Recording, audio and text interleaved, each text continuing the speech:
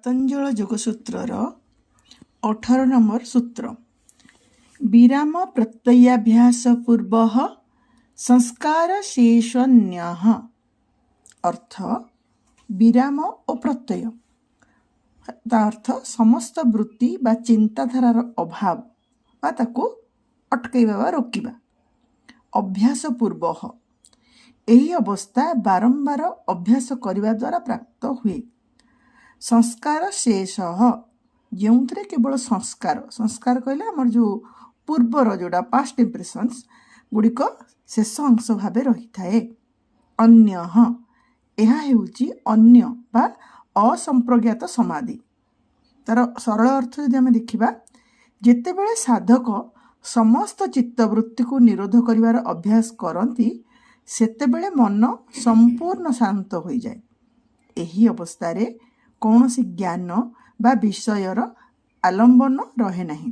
କେବଳ ପୂର୍ବ ସଂସ୍କାର ଗୁଡ଼ିକ ମନର ଗଭୀରରେ ବୀଜ ରୂପରେ ରହିଥାଏ। ଏହାକୁ ଅସମ୍ପ୍ରଜ୍ଞାତ ସମାଧି କୁହାଯାଏ। 19 ନମ୍ବର ସୂତ୍ର।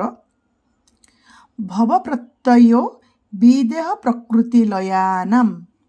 ତାର ଅର୍ଥ ଦେଖିବା, ଭବ ପ୍ରତ୍ୟୟ ସଂସାର ବା ଜନ୍ମର କାରଣ ସ୍ୱରୂପ, ଜନ୍ମ ନେବାର ଯେଉଁ ପ୍ରତ୍ୟୟ। ବିଦେହ, ଯେଉଁମାନେ ଶରୀର ଅଭିମାନରୁ ମୁକ୍ତ ସେମାନେ ବିଦେହ। ପ୍ରକୃତି ଲୟାନାମ୍, ଯେଉଁମାନେ ପ୍ରକୃତିରେ ଲୀନ ହୋଇଯାଇଛନ୍ତି। ତାର ଅର୍ଥ ଦେଖିବା, ଯେଉଁ ସାଧକମାନେ ବିଦେହ ଅର୍ଥାତ୍ ଶରୀର ରହିତ ଯେମିତିକି ଦେବତା କିମ୍ବା ପ୍ରକୃତି ଲୟ ପ୍ରକୃତିର ସୂକ୍ଷ୍ମ ତତ୍ତ୍ୱରେ ଲୀନ ଅବସ୍ଥାରେ ରହିଛନ୍ତି ସେମାନଙ୍କର ସମାଧି କେବଳ ଭବ ପ୍ରତ୍ୟୟ ଅଟେ। ଅର୍ଥାତ୍ ସେମାନେ ମୁକ୍ତ ପରି ମନେ ହେଉଥିଲେ ମଧ୍ୟ ସେମାନଙ୍କ ଚିତ୍ତରେ ସଂସ୍କାର ବାସନା ରହିଥାଏ, ଯେଉଁଥିପାଇଁ ସେମାନଙ୍କୁ ପୁନର୍ବାର ଜନ୍ମ ଗ୍ରହଣ କରିବାକୁ ପଡ଼େ। ଏହା ଏକ ପ୍ରକାର ଅସମ୍ପ୍ରଜ୍ଞାତ ସମାଧି, କିନ୍ତୁ ଏହା ସମ୍ପୂର୍ଣ୍ଣ ଜ୍ଞାନଯୁକ୍ତ ନୁହେଁ। ସୂତ୍ର 20।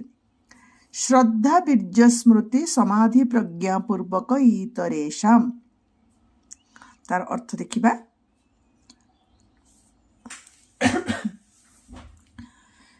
ଯେଉଁମାନେ ପୂର୍ବ ସୂତ୍ରରେ ଭବ ପ୍ରତ୍ୟୟ ବା ଦେବତା ବା ପ୍ରକୃତି ଲୟ ନୁହନ୍ତି ସେଇମାନଙ୍କର କଥା ହେଇଛି। ତାଙ୍କ 5ଟା ଉପାୟ କହିଛି କ'ଣ ନା, ଶ୍ରଦ୍ଧା ହେଲା ଯୋଗ ମାର୍ଗ ବା ଏହାର ଫଳ ଉପରେ ଅତୁଟ ବିଶ୍ୱାସ ଓ ସମ୍ମାନ।